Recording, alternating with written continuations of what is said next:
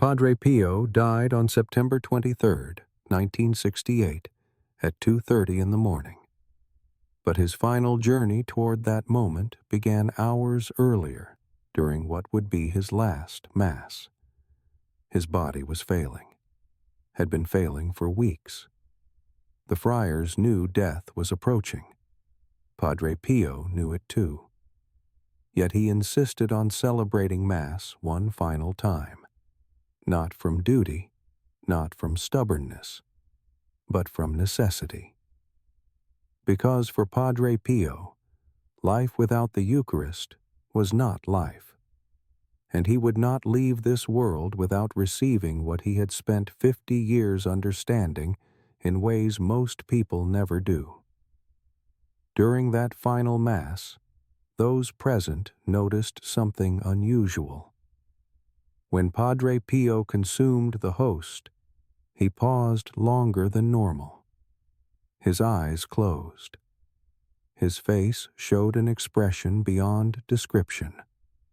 Not pain, not ecstasy. Something deeper. Something that combined profound gratitude with equally profound sorrow.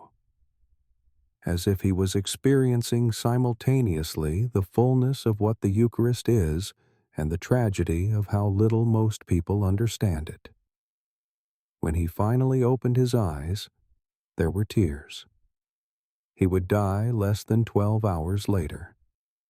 But in that moment of receiving, he was already crossing the threshold between this life and the next.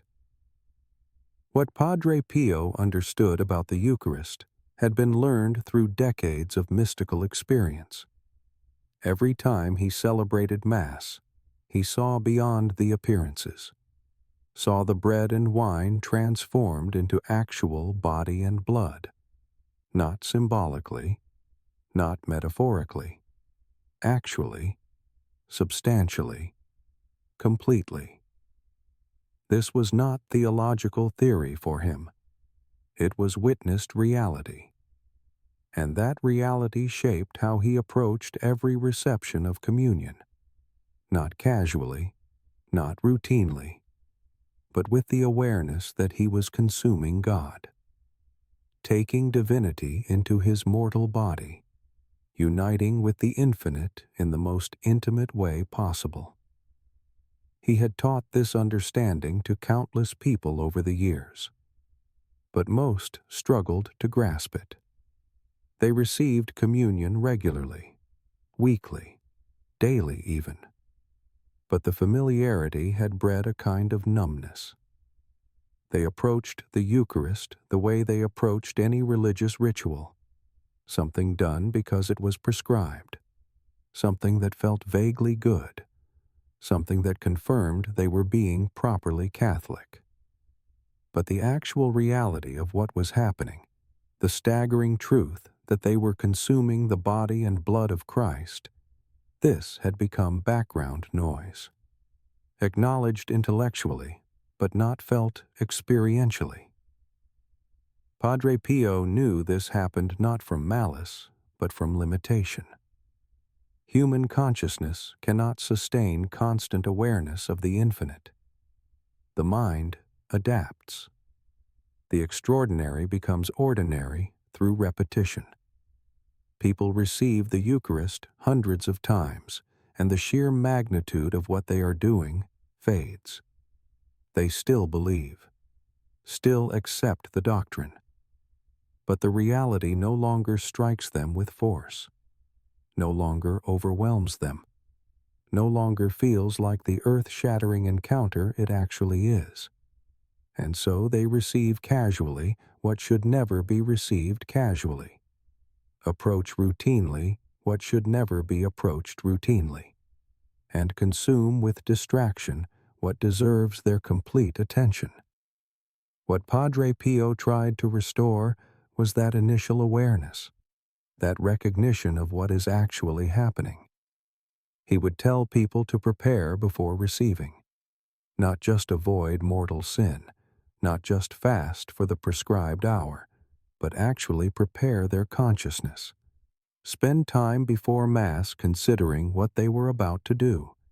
Remind themselves of the reality that they would soon be consuming God, that the infinite would soon be inside them, that heaven would soon be present in their mortal flesh. This was not exaggeration. This was literal truth, and approaching it required awareness. He noticed that many people's experience of communion centered on feelings. They judged the value of reception by whether they felt moved, whether they experienced emotion, whether something stirred inside them. And when they felt nothing, when the reception seemed dry or empty, they concluded something was wrong, either with them or with the sacrament. But Padre Pio taught that the Eucharist's power has nothing to do with feelings. God is present whether you feel moved or feel nothing. Grace is transmitted whether you experience emotion or remain unmoved. The reality does not depend on your subjective response. It depends on faith, on the objective truth of what occurs in transubstantiation. This is what made reception during his final Mass so profound. His body was in agony. His mind was clouded by illness. His emotions were dulled by exhaustion. By every subjective measure, the reception should have felt empty, should have registered as just going through motions one last time. But it did not. Because Padre Pio knew that what mattered was not what he felt, but what was true. That Christ was truly present, truly entering him, truly united to him regardless of his capacity to feel that union. And that knowledge, that faith, unshaken by physical limitation, made the reception complete. Over the years, people had asked Padre Pio about specific experiences during communion, about the host sticking to the roof of the mouth, about difficulty swallowing, about physical sensations. And his answers always redirected attention from the physical to the spiritual. The physical experience varied. Sometimes the host dissolved easily. Sometimes it adhered to palate or tongue. Sometimes swallowing was difficult. These variations meant nothing spiritually, were simply the physical mechanics of consuming unleavened bread. What mattered was not the physical sensation, but the spiritual reality occurring beneath it. When the host adhered to the roof of the mouth, people sometimes interpreted this as sign, as God wanting to linger, as special grace. And while Padre Pio never dismissed anyone's sincere interpretation, he gently redirected. The host sticking was physics, not theology. The bread was dry. Saliva production varied. Adhesion happened. It did not mean God was trying to communicate through delayed swallowing. It meant bread was adhering to tissue the way dry substances do. The grace being received was the same whether the host dissolved instantly or took minutes to consume. Because grace does not depend on physical sensation. What Padre Pio wanted people to understand was that the Eucharist works through faith, not feelings, through truth, not experience. God becomes present through the words of consecration spoken by the priest. That presence is real, total, and complete, regardless of what the recipient feels or experiences physically. The host might dissolve easily or stick stubbornly. The person might feel overwhelming emotion or nothing at all, might sense divine presence or feel only distraction. None of this changes the reality. Christ is present. Christ is being received. Christ is uniting with the soul. That is the truth. and truth does not depend on subjective confirmation. This was crucial because many people's faith in the Eucharist remained fragile, dependent on feeling something. When they felt moved, they believed more strongly. When they felt nothing, doubt crept in. They treated the Eucharist like a spiritual vending machine. Insert participation, receive emotional output. And when the output disappointed, when the experience felt flat, they questioned whether anything real had occurred. Padre Pio knew this pattern destroyed faith over time. Because feelings are unreliable, experience fluctuates. If faith depends on emotional confirmation, it will fail when confirmation does not come. And it will not always come, cannot always come. Because human consciousness is limited, and God is infinite, and the two cannot sustain constant conscious connection. What stabilizes faith is understanding that the Eucharist is not about you, not about your experience, not about your feelings, not about your subjective sense of connection.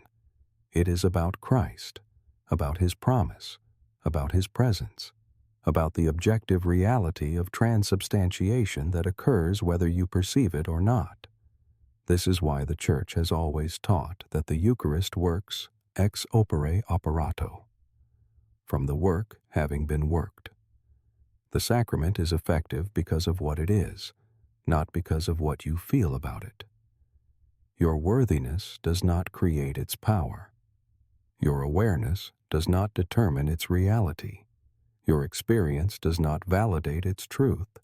It simply is. And your part is to receive what is offered, not to generate feelings about it. Padre Pio lived this understanding.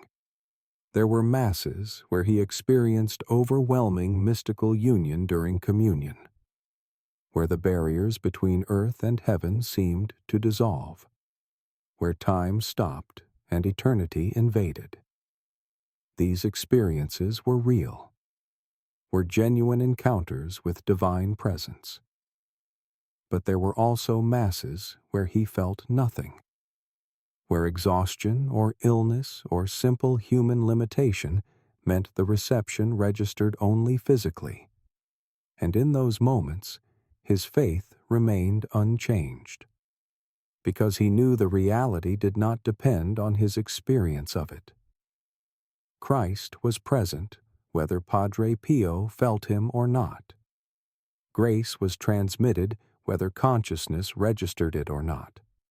The Eucharist worked because of what it was, not because of what he felt.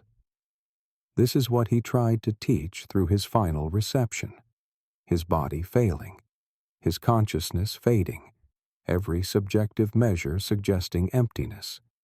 Yet he received with complete faith, complete confidence, complete trust that what he was receiving was exactly what the Church claimed it to be: the body and blood of Christ, really, truly, substantially present, entering him, uniting with him, preparing him for the journey he would complete within hours, not because he felt it working, but because he believed it was true.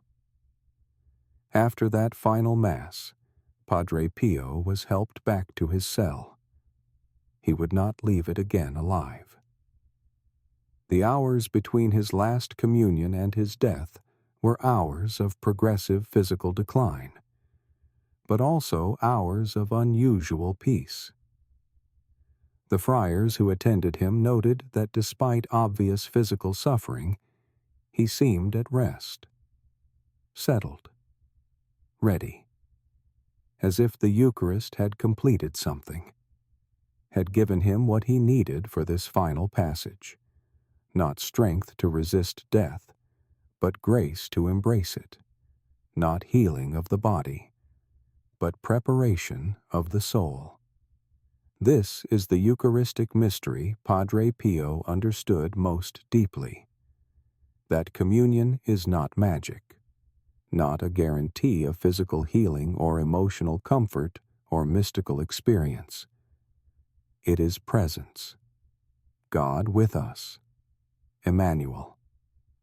And that presence sustains not by removing suffering, but by accompanying it, by being present in it, by uniting divine life with human limitation, so that limitation is carried, borne, endured, not alone, but in communion. This is why the Eucharist mattered to Padre Pio even in his final hours, not because he expected it to heal his failing body, but because he knew it united him to Christ, made his dying Christ's dying, made his suffering participation in the cross, made his passage not lonely journey, but accompanied transition. What he wanted people to understand was that every communion does this. Every reception unites the soul to Christ, regardless of circumstances, whether you are healthy or dying, strong or weak, full of faith or struggling with doubt, emotionally moved or feeling nothing.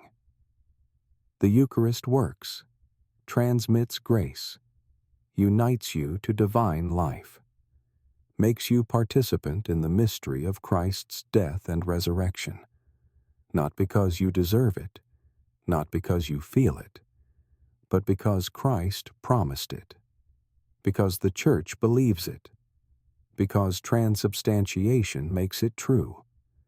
The physical mechanics vary. Sometimes the host dissolves easily, sometimes it sticks, sometimes reception feels smooth, sometimes difficult. These variations mean nothing, are simply the physical reality of consuming bread. What matters is the spiritual reality occurring simultaneously, that what appears to be bread is actually Christ, that consuming it unites you to Him, that this union transmits grace, forgiveness, strength, hope, peace, not always felt, not always recognized, but always real, always effective, always true.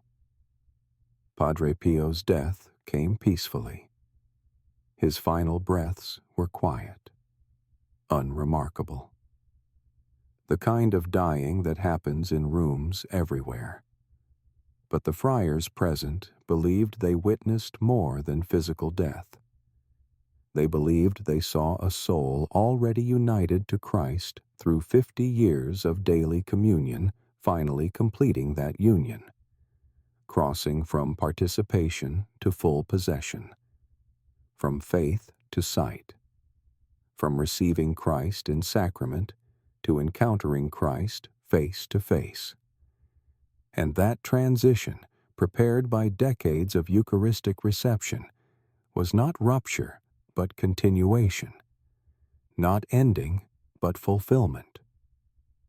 The communion he had received hours earlier, carrying him across the threshold he could no longer cross alone. This is what Padre Pio taught about the Eucharist through his life and his death, that it is real, that it works, that it sustains, not through feelings, not through experiences, not through physical sensations, but through truth, through the reality of Christ's presence, through grace transmitted regardless of subjective awareness, and that this truth makes the Eucharist the most important thing a Catholic can receive, more important than comfort, more important than understanding, more important than emotional confirmation, because it is Christ, actually, truly, substantially. And receiving Christ changes everything, even when you cannot feel the change, even when experience disappoints, even when the host sticks to the roof of your mouth and seems like nothing more than bread struggling to be swallowed. What matters is not what you feel, What matters is what is true. Christ is present. Christ is being received. Christ is uniting with your soul. That is enough. That is everything.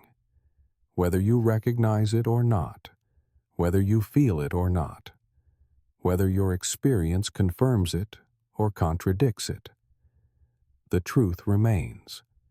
And truth does not require your validation to be effective. It simply is.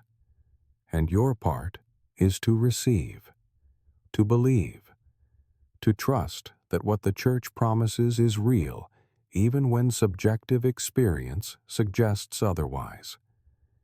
This is faith. This is how the Eucharist works. This is what Padre Pio understood and lived and died knowing.